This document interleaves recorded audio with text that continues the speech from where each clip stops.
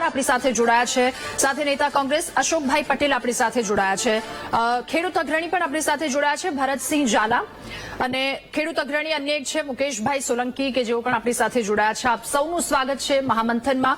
શરૂઆત મારે ભરતભાઈ આપનાથી કરવી છે. પરિસ્થિતિ રાજ્યની આ છે, પાણીનું સંકટ થોડું છે, સમાધાન સુધી કઈ રીતે પહોંચી શકાય એના પર ચર્ચા કરીશું. આપનું શું કહેવું આ મુદ્દા પર? આજે સૌપ્રથમ તો ભૂપેન્દ્રભાઈ પટેલે આજે કેબિનેટની મીટિંગ બોલાવી અને સૌપ્રથમ ગુજરાતના તમામ ગામે ગામમાં પીવાના પાણીની વ્યવસ્થા સુનિશ્ચિત કરવા માટે જે આયોજન કર્યું એ બદલ મુખ્યમંત્રીશ્રીનો દિલથી આભાર માંગુ છું. હવે આપણે વાત કરવી 30મી નવેમ્બર કે 138 મીટરની ઊંચાઈએ નર્મદાની ડેમ બની ગઈ. 90,000 કરોડથી વધારે આપણે પાણી માટેનો ખર્ચો કર્યો. કમાન્ડ વિસ્તાર ગણાનો કચ્છ સુધી લાંબી મોટી કેનાલ બની ગઈ, માઇનર કેનાલ ગામડે ગામડે બની ગઈ, સુજલામ સુફલામની વાતો આપણે બહુ કરી, અને પાણી અને પૈસો ખોટી રીતે વપરાઈ ગયો એ કહેવામાં મને બિલકુલ સત્ય હકીકત છે.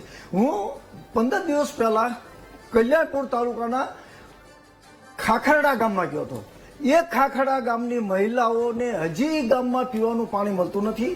મુખ્યમંત્રીને રજૂઆત કર્યા બાદ, ઇન્ટરનેશનલ બ્યુરો અને સેન્ટ્રલ બ્યુરો અને મીડિયાની રજૂઆત બાદ ટેન્કર દ્વારા પાણી પૂરું પાડવામાં આવે છે. ત્યાં પણ એક ગામની અંદર સારું કરું તો હું જ કરું, મારા સિવાય કોઈ ન કરે, એના માટે અત્યારે હજી પાણી વિના તરવું પડે છે. જામનગર જિલ્લાના લાલપુર તાલુકાનું મેમાણા ગામ, મેમાણા ગામની બાજુમાં આરીખાણા ગામ છે.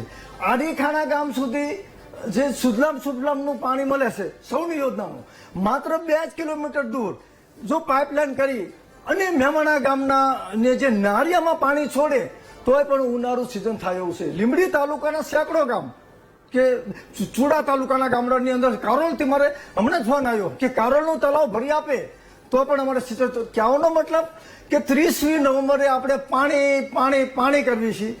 ફેબ્રુઆરી અને માર્ચમાં કોઈ આયોજન કરતા નથી, અને એપ્રિલમાં પાછું નર્મદે સર્વદે ખેડૂતોને પાણી દે, ખેડૂતો બૂમાબૂમ કરે છે. તો આનું કારણ મિસમેનેજમેન્ટ. 90,000 કરોડનો જે આપણે પૈસા વાપરી નાખ્યા કમાન્ડ વિસ્તારમાં કે લોકો કેનાલ તોડી નાખે છે, કારણ કે કેનાલમાં કોઈ દી પાણી આવ્યું નહીં. કેનાલના હિસાબે જમીનમાં ક્ષાર આવી ગયો અને કેટલાય ખેડૂતોએ માઇનોર કેનાલને ફોડી નાખી. પાઇપલાઇનની વાત કરું તો પાઇપલાઇન નાખી દીધી. ઘણા ગામમાં પાઇપલાઇન દ્વારા પાણી આવે છે, સિંચાઈ થાય છે. ઘણા ગામમાં હજી સુધી પાઇપલાઇન આવી નથી. સ્થાનિક સમિતિની જે રચના કરવી જોઈએ એ સ્થાનિક સમિતિ રચના કરી છે. મિસમેનેજમેન્ટ, પાણીનું મેનેજમેન્ટ એક પણ તાલુકાના એક પણ ગામની અંદર પાણીનું મેનેજમેન્ટ નથી. એના કારણે આપણે નર્મદાનો 138 મીટરનો ઊંચાઈ થઈ ગઈ. મોટી કેનાલ પાણી જાય છે, તેમ છતાં પાણી જો નર્મદાની કેનાલમાંથી ડાયરેક્ટ લે તો પાણી ચોરીના કેસ થાય છે. માઇનોર કેનાલનો બધી તૂટી ગઈ.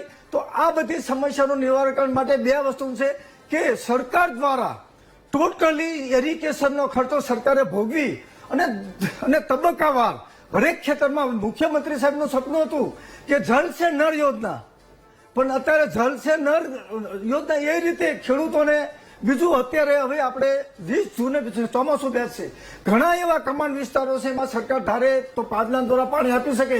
જો ઉનાળુ સિઝન ગુવાર છે કે 1.5-2 મહિનાના જે પાકો છે એ પાકો ખેડૂત આજે, પણ કહેવાનો મતલબ કે અમે અવારનવાર રજૂઆત કરવી છે કે ટોટલ બજેટના 50% બજેટની રકમ આવી રીતે એગ્રીકલ્ચર પાછળ વાપરવાની જરૂર છે. ઠીક છે, તો જ આનો અંત આવશે.